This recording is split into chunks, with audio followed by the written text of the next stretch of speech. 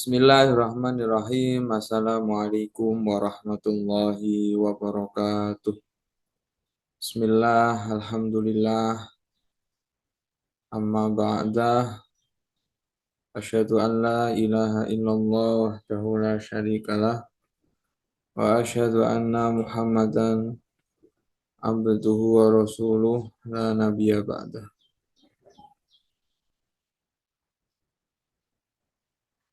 Qala Allah Ta'ala fi kitabil karim. A'udzu billahi minasyaitonir rajim. Bismillahirrahmanirrahim. Yarfa'illahu alladhina amanu minkum walladhina utul ilma darajal ayah. Pada pertemuan kali ini kita akan bertemu lagi di sumber belajar bahasa Arab bertemakan An-Nasul Wasfi. An-Nasul Wasfi itu apa? Nah, kita akan mempelajarinya pada kali ini. Oke, pada kali ini kita belajar An-Nasul Wasfi dengan beberapa materi atau hanya satu materi ini. Materi ini sebenarnya materi tambahan pada kelas 10 Madrasah Aliyah, yang mana sebenarnya materi ini dari materi awal sampai akhir tersirat. Materi ini sudah ada gambarannya sebenarnya dari awal. Nah, pada materi ini kita akan mengembangkan atau menarik kesimpulan dari awal sampai akhir, bahwasanya materi dari awal sampai akhir itu bisa loh dibuat mengenai An-Nasul Wasfi. An-Nasul Wasfi apa? Ayo kita pelajari lebih lanjut. Oke, sebentar.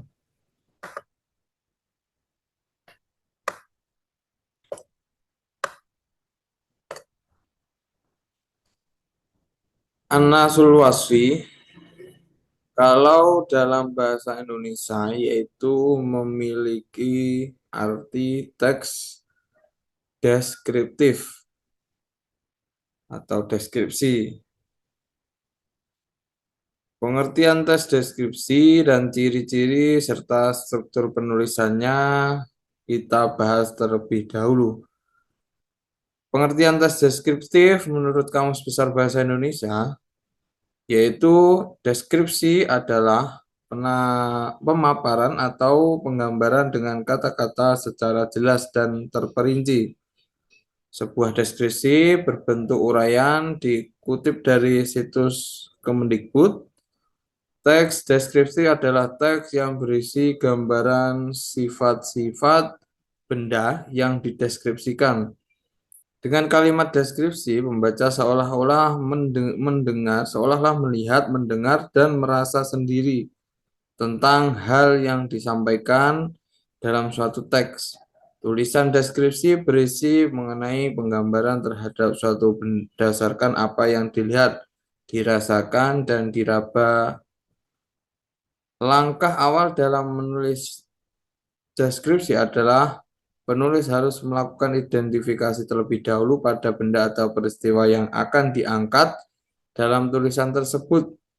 Cara yang digunakan adalah dengan mengamati lewat panca indera dan pengalaman. Jadi begini, ketika kita mendeskripsikan sesuatu, itu sebelumnya tentu kita harus melakukan identifikasi terhadap benda atau suatu peristiwa yang akan kita deskripsikan. Tentunya harus bersifat terperinci apa adanya, sehingga audien atau pembaca itu seolah-olah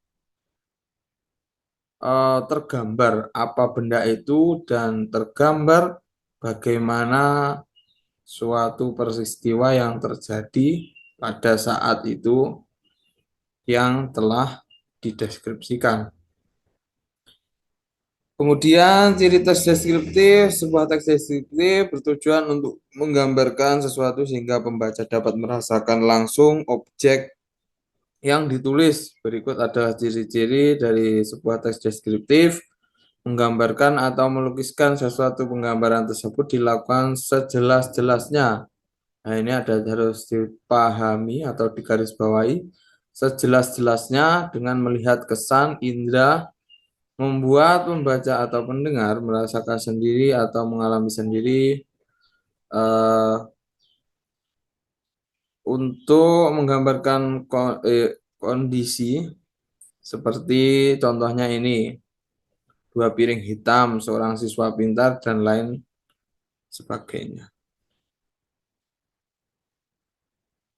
Penggunaan kata kerja transitif dalam menyampaikan informasi seperti perempuan itu memakai rok biru, mengandung kata kerja perasaan yang bertujuan untuk mengungkapkan pandangan pribadi dari penulis terhadap subjek. Yang ditulis mengandung kata keterangan dalam memberi informasi tambahan seperti lambat di rumah, siang hari, mengandung bahasa kiasan atau metafora seperti wajahnya bersinar terang bak matahari, kulitnya seperti salju, dan lain sebagainya. Pada intinya, ketika mendeskripsikan sesuatu harus jelas, jangan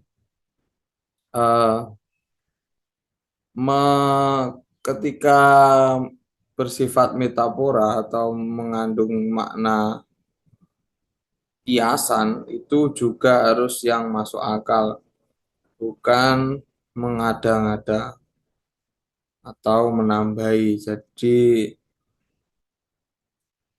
agar si pembaca atau audien itu benar-benar merasakan kejadian atau mengetahui benda yang kita deskripsikan. Terus ciri-ciri jenis dan contoh struktur penulisan teks deskripsi adalah tulisan yang digunakan untuk menggambarkan sesuatu seolah-olah dapat dilihat, didengar, maupun dirasa langsung oleh pembaca. Struktur teks deskriptif dideskripsikan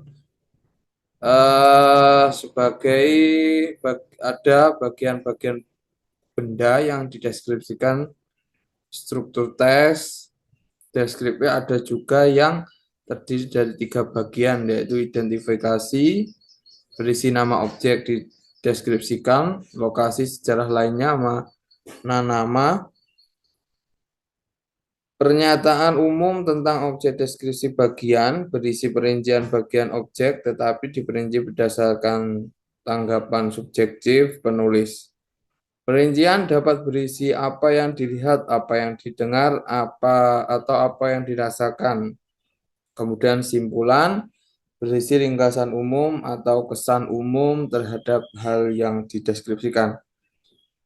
Jadi kesimpulannya adalah teks deskriptif itu umum, ada yang umum yaitu pernyataan umum, ada yang 3 bagian, ada yang umum, terus deskripsi bagian, terus ada kesimpulan. Pada intinya adalah mendeskripsikan sesuatu itu pertama bersifat umum, lalu diperinci menjadi khusus. Oke, langsung kita lanjut ke dalam, kalau dalam bahasa Indonesia tadi adalah teks deskripsi, ya an-nasul waswi. Kalau dalam bahasa Arab itu bernama an-nasul waswi. Nasul waswi dibagi menjadi 2 kalau dalam bahasa Arab. Al-wasful am al-wasful khas. Apa itu al-wasful am? Yaitu deskripsi secara umum. Dan apa itu al-wasful khas? Yaitu deskripsi secara khusus. Nah, kemudian al-wasful am itu memiliki 3 kriteria, yaitu takrif, at-tashkhis, at-tasnif, yaitu definisi, identifikasi, dan klasifikasi.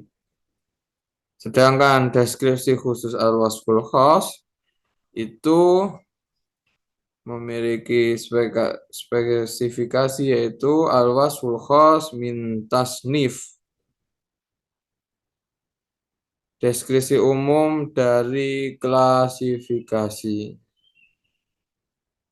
Jadi pada intinya ini adalah pemaparan secara khusus dari an-tasnif, yaitu klasifikasi tadi yang masuk ke dalam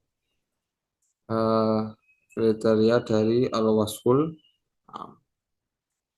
Ini adalah an-nasul wasfi. Jadi sebenarnya di setiap bab itu ada sebuah gambar lalu dideskripsikan.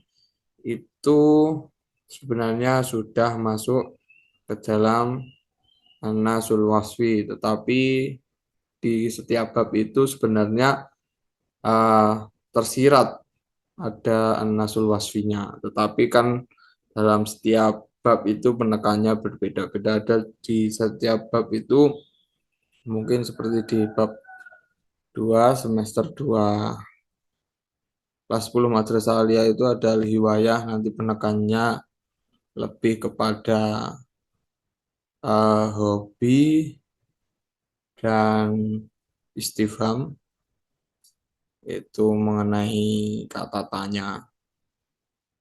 Ada penekanan tersendiri dalam setiap babnya. Oke, ini saya telah mengambil gambar. Ini tentang al-fawaqih. Ada al-khadrawat juga ada. Al-khadrawat. Ya, ini ada teks deskriptifnya. Al-ghida'u judulnya adalah al-ghida'u asy-syikhiyah, yaitu makanan sehat. Nah, ini yang masuk apa namanya? Al-wasful am mana dan yang masuk al-wasful khas yang mana?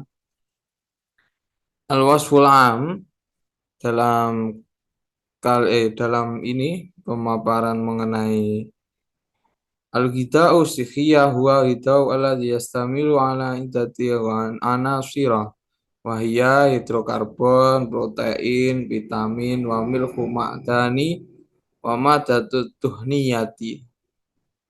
Ini adalah klasifikasi secara umum. Ada di slide selanjutnya yang ini. Sudah saya. Nah, ini adalah klasifikasi dari yang khusus, dari yang umum ke khusus. Yang masuk ke al-wasful am yang mana dari deskripsi gambar al-ghida'u asy-syikhiyah, yaitu al-ghida'u asy-syikhiyah wa al-ghida'u alladzi yastamila ala iddati anasira wa hiya hidrokarbon wa protein wa vitamin wa milhun ma'dan wa madatut tuhniyah. Ini adalah al-wasful am, gambaran secara umum. Kemudian diperinci lagi mengenai al-wasful khas. Di hidrokarbon itu ada apa? Hidrokarbon wa huwa izatu al-jisma bitaqati wa hararati wa min at'imati al-ghaniyati bihi arus wa qamhun wa zuratu wa ghiruha, yang mengandung karbohidrat, nasi, gandum, roti.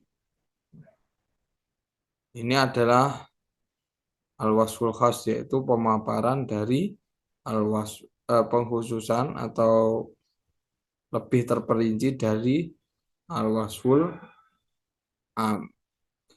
Kemudian Protein wahya min anasyri kita syekhiyah al-muhimmah liyusa'ida insan ala numuwi wa muqawamati. Protein ini penting bagi manusia menambah stamina dan daya pikir, kekebalan. Lahmun wasamak, daging, ikan, endok, telur, wa dan lainnya. Vitamin bahwa anasiru minal mawadi al-lazimati al-islahi walayati talifati yujadu fi ba'di at'imati mislu khotrawat, sayur mayur, buah-buahan, atau zijati wabaidi